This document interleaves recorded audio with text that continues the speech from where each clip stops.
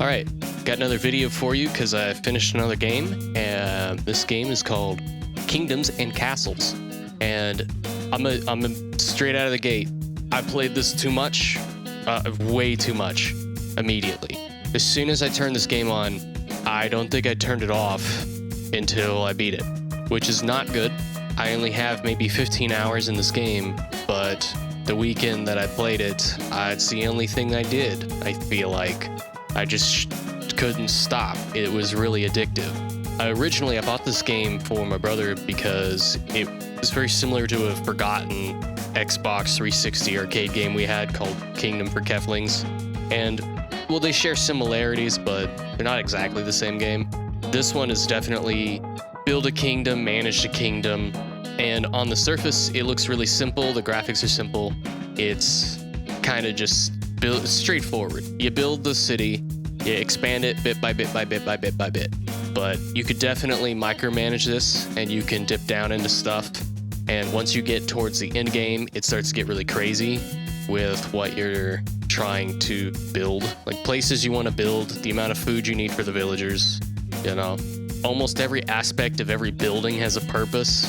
And it's not overwhelming, but I tend to get ahead of myself where I would build a bunch of houses and suddenly I need more graveyards because more people are dying, or I need to make sure I have more food. They need better types of food.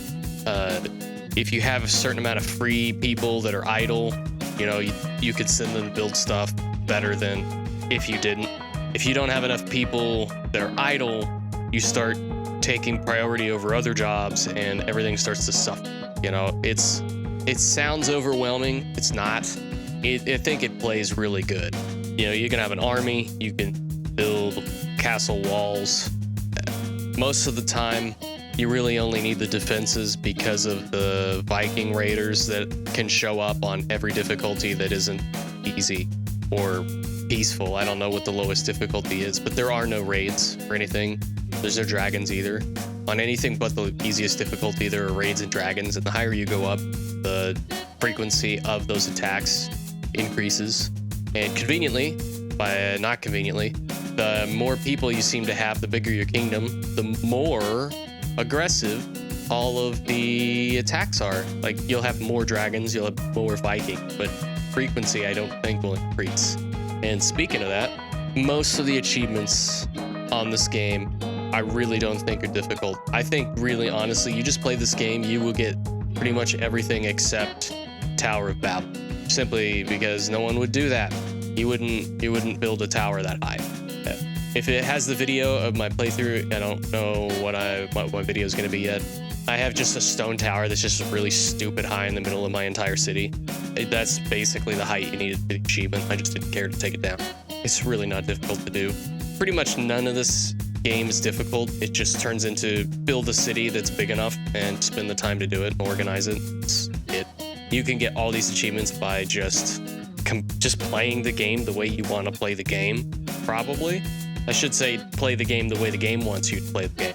You have 3 that are weird, which are Tower of Babel that I already brought up, Slayer of Dragons, and Slayer of Ogres, which simply kill an ogre, kill a dragon, which if you're going for the other ones, you will need to do anyway, because unless you're on super easy casual, you're gonna have to kill them eventually, or you're gonna get mad that they're wrecking your town so much.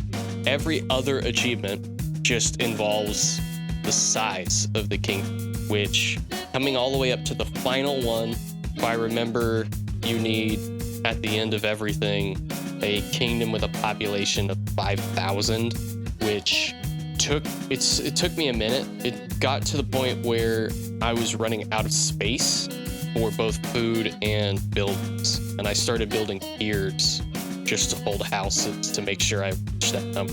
I don't know if that's because I got unlucky and a lot of my map didn't have the kind of space other maps have because these were just generated, but it wasn't that hard. It worked out the way I wanted it to work out by just extending a little bit further than I thought I needed to, and it was fun. Otherwise, really, most of the achievements are just play the game. Like I said, I only did this in about 15 hours.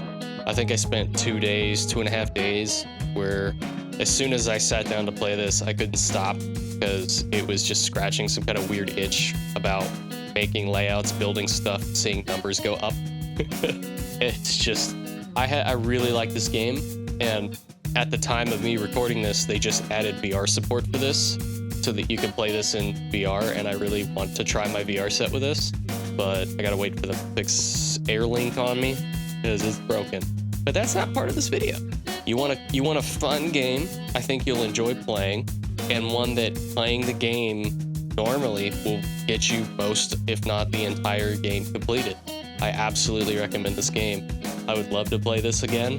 I'm not gonna uninstall it. I like this game. And once again, at the end of the video, if you have a recommendation for another game for me to play, let me know. If you think I'm dumb, also let me know. Just kidding, I am dumb. I already know that. If your name's Tony and you made it to the end of this video, congratulations, Tony! You did a good job! Why am I still talking? Yeah, go play this game. I'm out of here.